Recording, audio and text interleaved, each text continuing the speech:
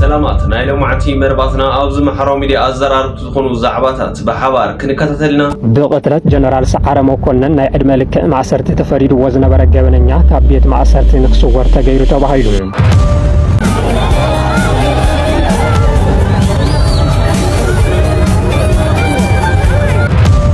ጽግዕተኛ ጉጅለ አስመላሽ ኮሚቴ አብዛዋ ምዕራብ ትግራይ ፉሪ ምንቅስቃሴ ይገብር ከም ዘሎ ፍልፍላት ሓቢሮም በሌላ መንገድም ተሸንፈናል ተሳሒርና ተጨፈጨፍ ተዳሂኽና ህዝቡ ወሲኑሎ ህዝቡ ዝወሰኖ መሬትና ክነምልስ ኢና እዩ ዝጀመርናዮ መኸተ ክንምልእ ኢና سلام سلام فتوات تخطتلتي سامي يوتيوب شانل دحنا ديكم دحنا غنيكم وعبد حنا مصاخم حقها معتون كم تستلمدنا عهم زمهور حدشتن وانا وحبريت حيزنا ابوتانا ترغيبنا نينا كلهم ببزلكم والسلامكم بزح زح حبل الليل ومعنتون كم تلمود شانل زي حدثكم سبات سبسكرايب لايك شير مغارا يترسعوا كسامو ودعتا مدبنا بحبار تخطتلني سناي مكتتال اش خبرات عزبتي خمختي مدب كوننا ون اوز محرو ميديا ازرارت تكونوا زعباتاتن يقدمتو مزرارت زعباتات مراينا غنزب ليزي لايك بمغار جمرو اش خبرات تعزبتي نافت مخفتي مدبنا ونكوسدكم وانا وزيناني استي بحبار كنا تخطتلنا نملس ጽግዕተኛ ጉጅለ አስመላሽ ኮሚቴ አብዛዋ ምዕራብ ትግራይ ፉሪ ምንቅስቃሴ ይገብር ከም ዘሎ ፍልፍላት ሓቢሮም ወያነት መጸላ ብዝብል ድማ ድልድላት ናብ ምፍራስ ተሰጋጊሩ ከም ዝርከብ ተፈሊጡ እቲ ጉጅለ ጥፋት ካብ ኩለን ወረዳታት ተውጻጸ ፖሊስ ዋርድያ ተከዘን መኽበር ሰላምን ብምባል ጽዋም ዕጡቃት ምስ ሰራዊት ብልጽግና ጥምረት ምፍጣር ስልጠና 9 መዓልቲ የካይድ ከም ዘሎ ተገሊጹ እቲ አባዕ ኸይር ዝወሃብ ዘሎ ስልጠና ውህድ ሰራዊት ክነጣሽና ንዘይተርፍ ውግእ ተዳሎ ዝብል መፈክር ሒዙ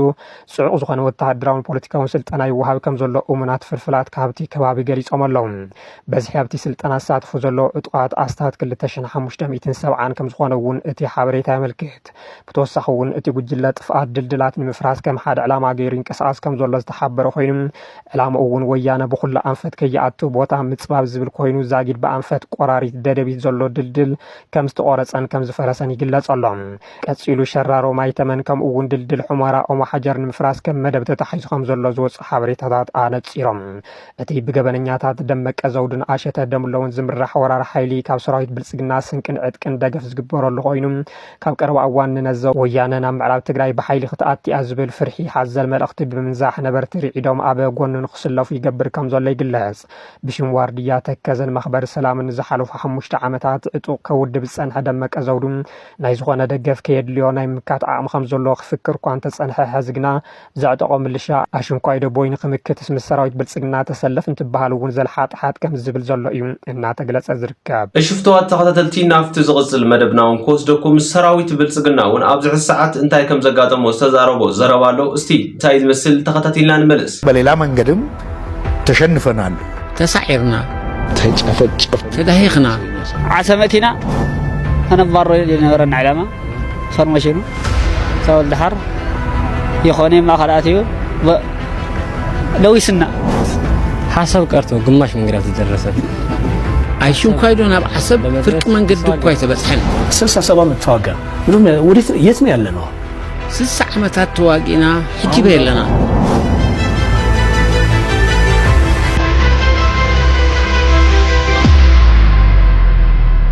ዓባይ በግዕ ያው ታሒዛት ጠፍ ዝብል ብሂል ሕብረተሰብና ኣሎ از بهيل ابزم قربابتنا بقمطالو ناب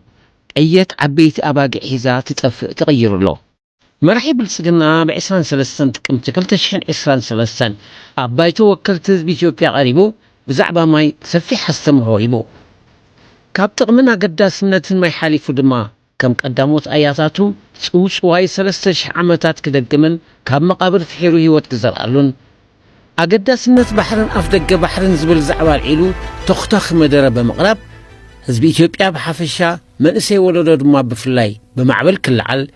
بزي أفدق بحري قرر وتحانيقو كنبر كم زخونا نخأمن نسعتات مديرو أبسترخبه زبيتاون أهقراون أقاط أميتات المقابئتاتن حتى واننت بحري ناب حدش ولدو خسقاقر ناب حزب إثيوبيان عالمن كم سرطك قبر ممحيا محلاليفو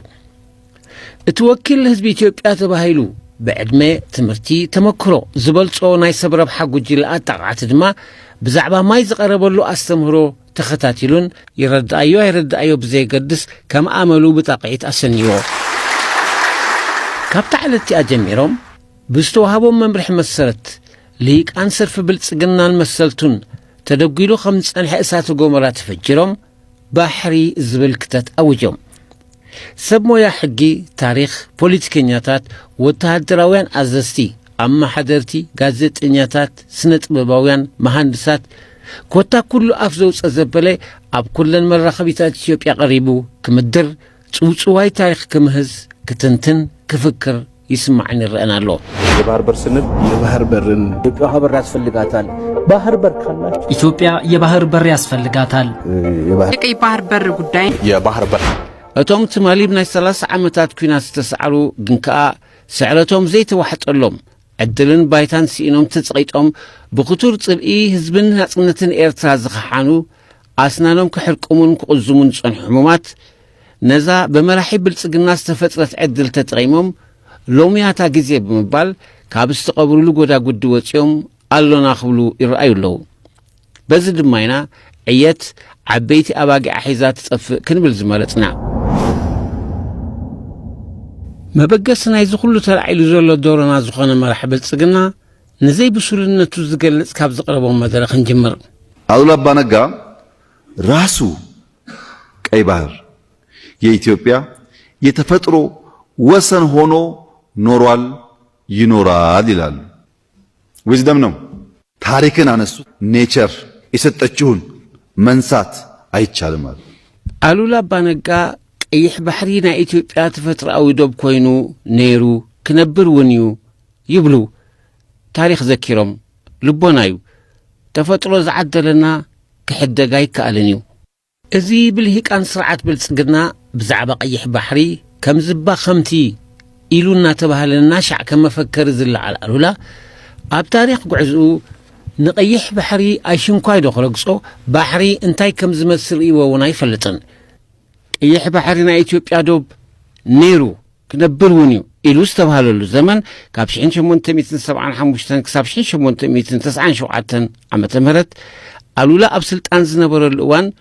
እዛ ሕጂ ኢትዮጵያ ትባህል ሃገር ኣብ ስነ ኣእምሮ ልሂቃን ኢትዮጵያ ብጽውጽዋይን ሕልምን ዝተፈጥረት እምበር እዛ ንፈልጣ ኢትዮጵያ ኣይነበረትን ኣብቲ እዋን ከከባቢኦም ዘመሓድሩን ንሓድሕዶም ዝዋረሩን መሳፍንትን ኣበጋዛት ውግእን ተመቃቂላ እትመሓደር ፋሕ ዝበለት እምበር ብባህሊ ቋንቋ ስነ ልቦና ሕግን ቁጠባን ዝተኣሳሰረት ብሓደ መስፍን ወይ ሃፀይ እትመሓደር ህዝቢ ዝነበረላ ጥምርቲ ሃገር ኣይነበረትን አሉላ ድማ ወኪል መስፍን ትግራይ ሃፀይ ዮሐንስ ኮይኑ ንሸውዓተ ዓመታት ንገለ ክፋል ከበሳታት ምድሪ ባሕሪ ኣብ ዘመሓደረሉ ዝነበረ እዋን እንተኾነ ንገማግም ቀይሕ ባሕሪ ብፍጹም ኣይረገጸን እቲ ዶባ ባሕሪ ነይሩ ዝብል ትርኻ ድማ ንበዓላ ዝተመቃቐለትን ዘይተጠርነፈትን ሃገር ዶባ ባሕሪ ነይሩ ክብሉ ዘስደምም እዩ እቲ ምስ ገማግም ቀይሕ ባሕሪ ዝዳወብ መሬቱን እንተኾነ መሬት ደቀባትና ሕጂ ኤርትራ እዩ ኩሎም ኣብ መመድረኹ ዝመፁ መሳፍንቲ አቢሲንያ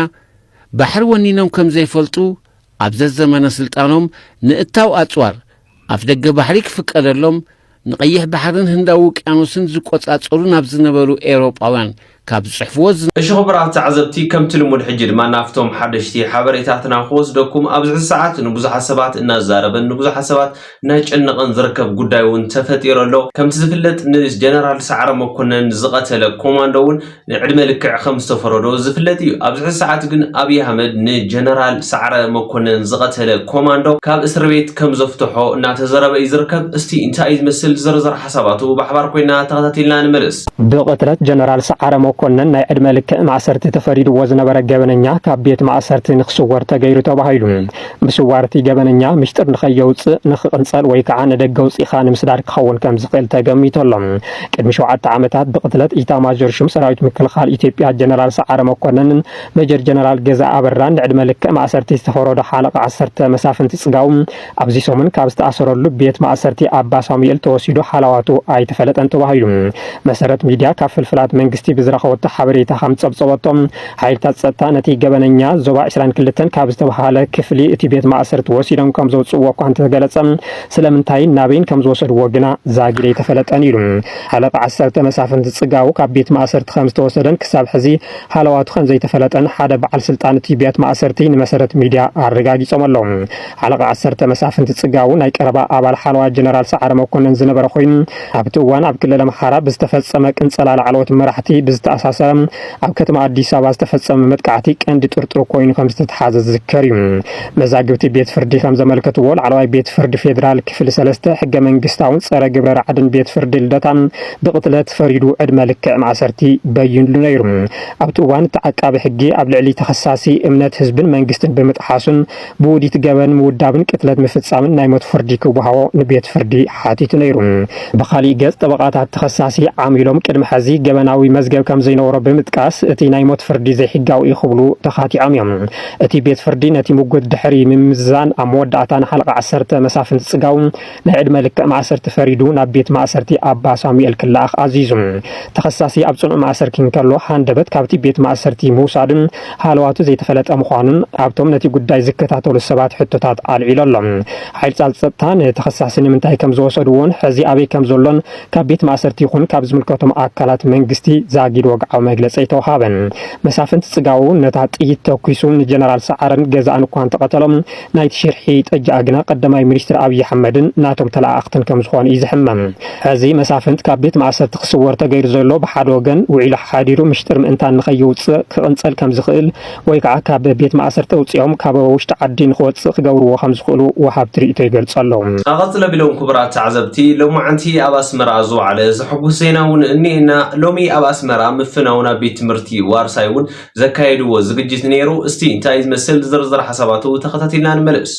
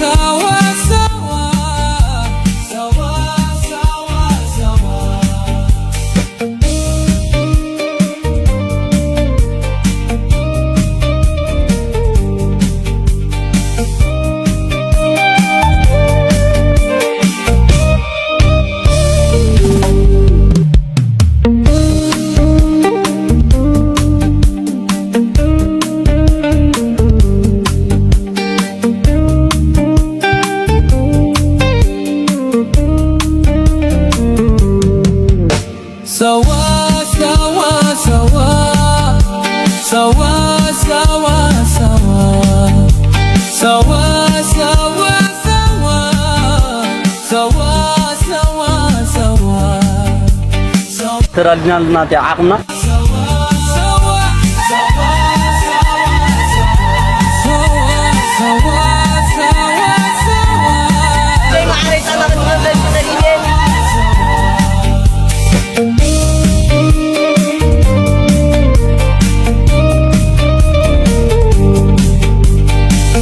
تمريناتور كم يتحضروا كم تعزونا للخم بليت تسينا أبتا خط مسرت من العلميتين عشان شعتن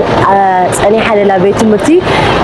إساءة ولا بتمينا ترخيبنا زلنا بيت مرتي إساءة ولا بتم ترخيبنا نزل له سرعة مفنا ومبرسال عشان شعتن زرها جرا وعقل بلوت نابهم كنا بلوينا نسخاتكم دما لازم تمهاروا سنايت منيتكم داتا لا بقوم داتا من نقوم بوتاكم نسوى هذا القانون داتا لا بنا سنة مكتتال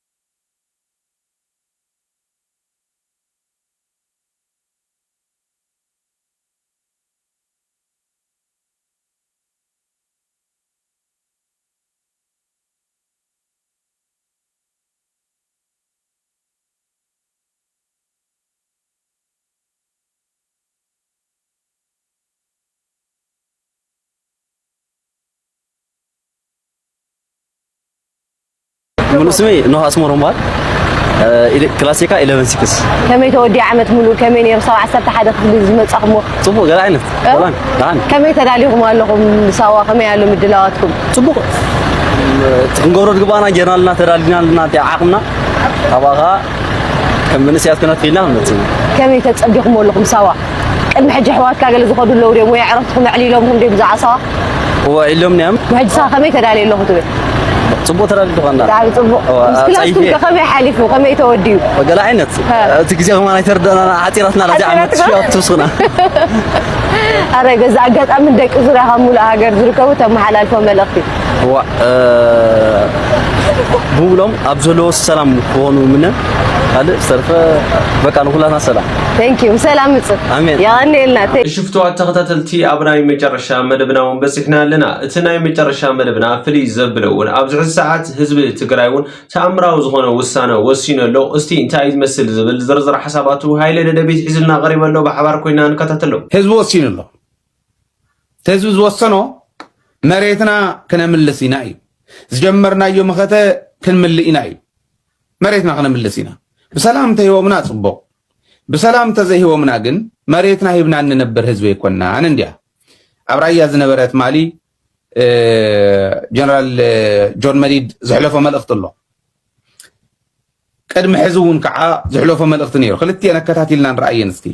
أتحيزنا انتهي نقبر كم زلنا انت نكردانا كنو دعينا كمتم كان من قد شتتتنا ولو بتقمز التالولو جبؤهم ممزنيهم زقني بتقمي بقلهم تقرايك شوط ذدليو شيتي عين وازاوزن مسوم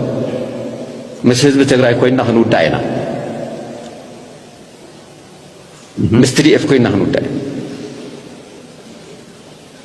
صباح دينا نحلف نتحر صباح يفلت لعل تقراي نوري أنا قريب شي حق زي شقري هاللو بتقراي تحت تحتنا يسألاتنا الشرحي تحتنا يسألاتنا نتقراي زي من نيلو كفو تقبل يا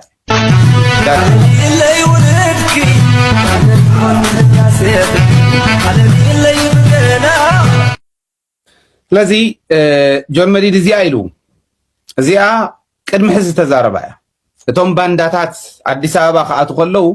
مستم شتتت زولو زلو شتتتين بلن كنودا اينا ايلو مسواتنت كم زخفل تزاريو صباح دينا دحر صباح كنحلف يفلطن ايلو ግን مستم كم كلبي سغا كم زرعي قلبي نديس ابابا شتتت زولو زلو شتتتين بلن كاب هزواو متكلنا فتصوم عين وردينيو زيادة يلو نحنا قال يوم صحفوا بانداتات صحفوا قرصن حلقة قروا لكم ايه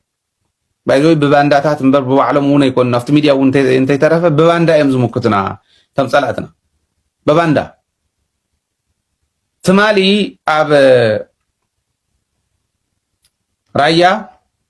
او كله زواس لزخونه اتمدرخات زكايد زلو عبدو وابزواز تخايد مدرخ او ترخيو نيرو جون مريد مخنياتو سراويت ودب تممحدار تهزبي حبيرو تناويو سلازخر زلو بايزوي ناي رايا مدرخات انا كافت خالي اون فلي بزوال ملكو عريئيهم نمنتاي مسيلكم كتالو ومكيرم يمنا تهزبي بعال جيتاتشو كتالو ومكيرم نعامون مكيتو نتنا يدقت صلاون مكيتو برايا بدوباو ጫፍ ኮይኑ ምዕራባው ጫፍ መሬትና ንምንታይ ዘይተመለሰ ኢሉ ዝሓቶ ዝነበረ ሕቶ ሪኢኹም መን ተኾንኩም ቲንክ ኮምፓይል ገበርዎ ኢለ የመለኹ ስታፍና ኤዲተራትና ኮምፓይል ገበርዎን እዮም ከን መድረኻተን ቤስ ዝኾና ማለት ኩሉ ምርኣይ እውን ስለዘይከኣል ትሰበብ ብዙሕ ሚድያ ስለዝውዕል ማለት ከምኡ ክንገብሮ ኢና ተኣምር እዩ after مدرخ نسو زنبره after مدرخ نسو اتحز استمعكمو جقنا زحلفو ملقت نيرو ርስትና እንተኮይኑ ርስተይ ኮንና እንምልስ ዘለና ንሕና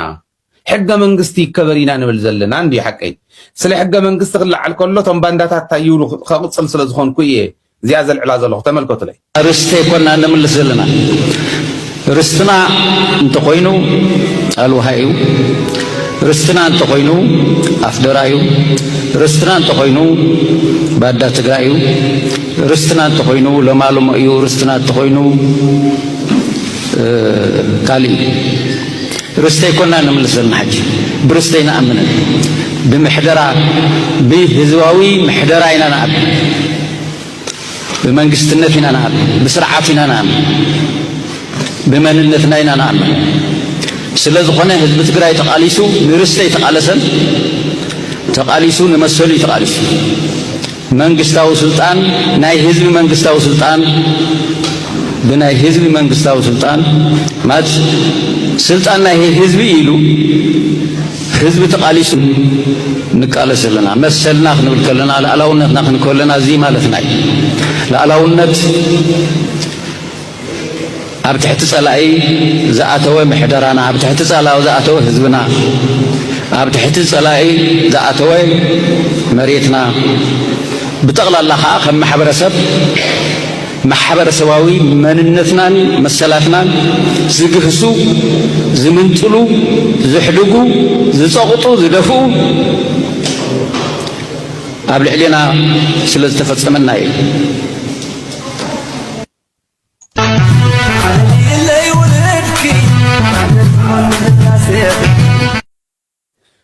ወለድኪ አለለይ ትግራይ እዝብ ዘለኹ ኣነ እዚኣ እንዲ ለሐቀይ ነዚኣ ቆሪጾም በቃ ትግራይሲ ለማልሞ ምላሽ አልዋሃ ምላሽ ትብለካላ ኢሎምስ ንጻመደልና ህዝብን እናብበለና አምሓራን ትግራይን እናቢብና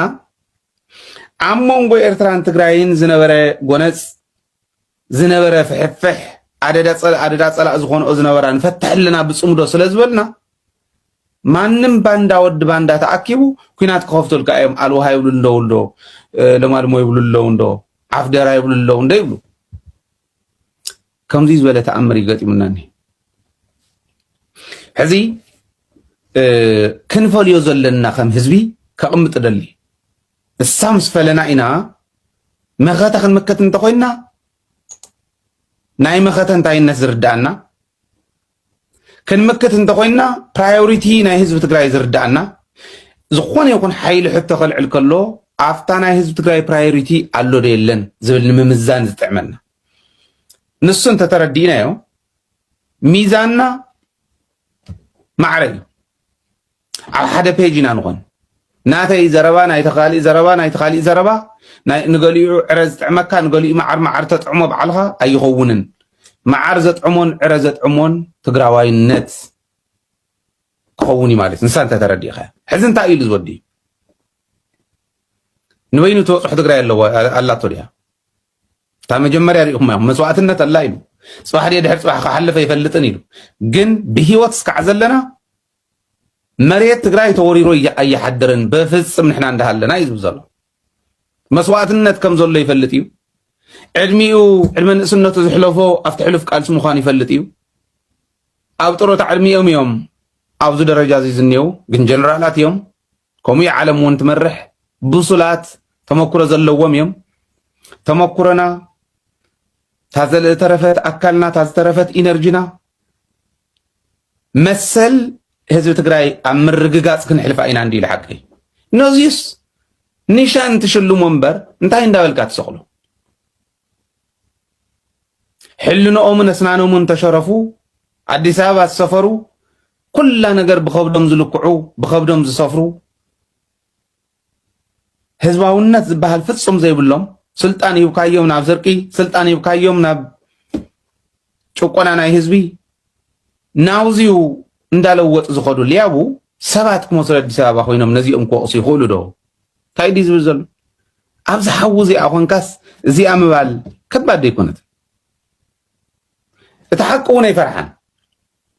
ንሕና ርስቲ እንተኢልናሲ ካሊእ ይኸውን ርስተይ እንዳበልካ ናብ ትግራይ ክትመፅእ ኣይትኽእልን ማንም ይኹን ማንም ወይ